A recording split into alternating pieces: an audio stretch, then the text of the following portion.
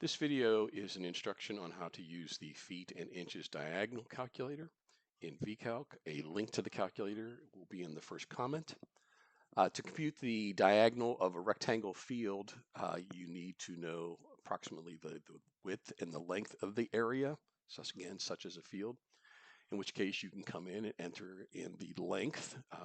You could choose different units if you wish. You can toggle to different units, but the default is to enter in feet, inches, and then choose the fractions. So we're going to have our field be 25 feet, 6 inches, and 6 and 7/32s. Why not? And then we're going to put the other dimension be 45 and 5 inches and a half. Let's go to a half.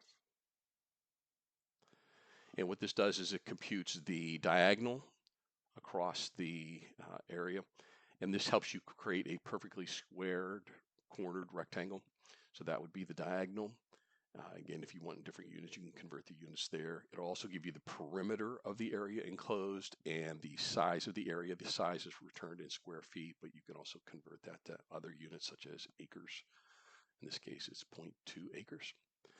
Again, thank you for using VCalc, and let us know if there's any way we can make this better for you.